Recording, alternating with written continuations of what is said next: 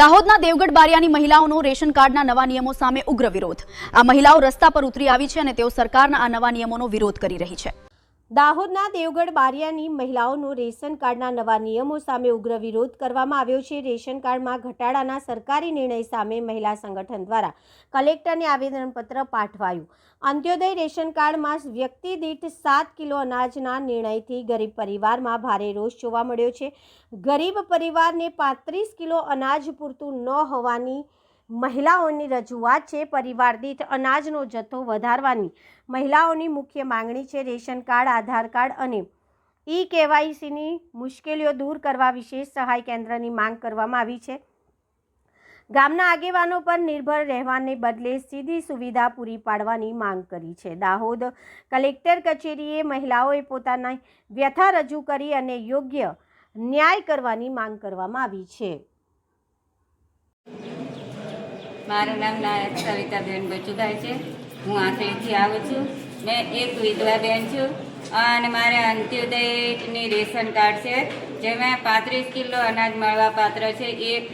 એમાંથી સરકારશ્રીએ ઘટાડવાની વાત કરે છે કે 35 કિલો, એમાં 35 કિલો અહીંયા અમારે ટૂંકી જમીનમાં કશું પાકતું નહીં, કંઈ નહીં। 35 કિલોમાંથી ઓછું કરે તો અમારે રોજી રોટી કઈ રીતે પેલે કરવાની, ખાવાનું કઈથી લાવવાનું અનાજ? અત્યારે તો દુકાનમાં લેવા જાય તો મકાઈના 600 કે 700 રૂપિયા 20 કિલોના હોય છે। એટલે અમારા માટે બહુ તકલીફ છે। રેશન કાર્ડમાં ઉતારનું અંત્યોદયમાં 5 કિલો વધારે મળે એ સારું, પણ ઓછું ઘટાડો કરી આ બહુ મુશ્કેલીની વાત છે। બોલો। મારું નામ કેવડિયા ઇનાસબેન મહેશભાઈ છે, તાલુકો દેવગઢ બારિયા છે, જિલ્લો દાહોદ છે। આજે અમે દેવગઢ મહિલા સંગઠન 90 ગામમાં કામ કરીએ છીએ અને આજે છે અમે અહીંયા કલેક્ટરશ્રીને આવેદનપત્ર આપવા માટે જે આવ્યા છે, એમાં અત્યારે જે અન્ન સુરક્ષાને લઈને જે અંત્યોદય રેશન કાર્ડમાં જે વ્યક્તિવાર આપવાના છે અને અંત્યોદય રેશન કાર્ડમાં જે ઘટાડો થઈ રહ્યો છે એને લઈને આજે અમે દેવગઢ મહિલા સંગઠન વતી આજે દરેક 90 ગામમાંથી અમે જે સંગઠન અમારું કામ કરે છે એમાંથી બહેનો જોડાઈ અને સાથે આવ્યા છે કે અમારી જે એકલ વિધવા છે, પછી વંચિત સમુદાય છે, દલિત સમુદાયમાંથી જે અમને અંત્યોદય રેશન કાર્ડ છે એમાં જો ઘટાડો થશે તો અમારા માટે 2 ટકના રોટલા માટે ફોફા પડશે। એના માટે અમે આજે આવેદનપત્ર આપવા માટે આવી રહ્યા છીએ। મારું નામ ધનીબેન છે। હું બૈણાની રહેવાસી છું। હું વિધવા બેન છું અને મારે અંત્યોદય રેશન કાર્ડ છે અને 35 કિલો અનાજ મળે છે। અમે 3 મા દીકરો છીએ, તો અમારે ભરણ પોષણ થઈ જાય છે। તો પછી એટલું અનાજ મળવું જ જોઈએ રેશન કાર્ડમાં, ઓછું નહીં થવું જોઈએ। અને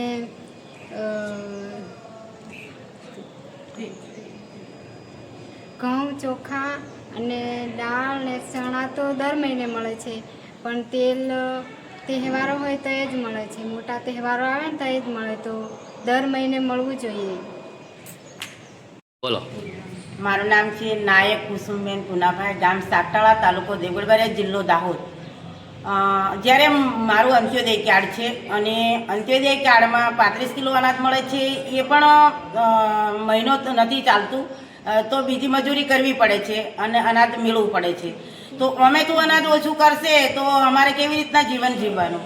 અત્યારે વિધવા બેનને પતિ પાછળ પત્નીનો હક લાગે એવું કહે છે, પણ જ્યારે પત્નીઓને જ્યારે વિધવા થાય ત્યારે એને તણસોડીને સાસરીમાંથી પિયરમાં કાઢી મૂકવામાં આવે છે, ત્યારે પતિની મિલકત પણ જે વિધવા બહેનોને નથી મળતી। અત્યારે મારું સાસરું ઝાપટિયા ગામમાં હતું, ત્યારે મેં વિધવા છું, મારા બાળકો નથી અને બાળક નથી અને એ બેન અહીંયા ના જોઈએ એમ કરીને કાઢી મૂકી। અત્યારે હું સાગટાળા ગામમાં પિયરમાં રહું છું। મારા પિયરમાં પણ મારા બાપની જમીન 30 ગુંઠા જમીન છે, એમાં 18 લોકો જમનાર છે ને તે પણ 2 મહિના 3 મહિના અનાજ ચાલે પછી બધા કાળી મજૂરી કરીને જીવવું પડે છે। તો આવી બહેનો માટે શું કરી શકાય અને અમેથી ઓછું કરશે તો જીવન કેવી રીતના જીવી શકાય, એવો મોટો પ્રશ્ન છે અમારા માટે।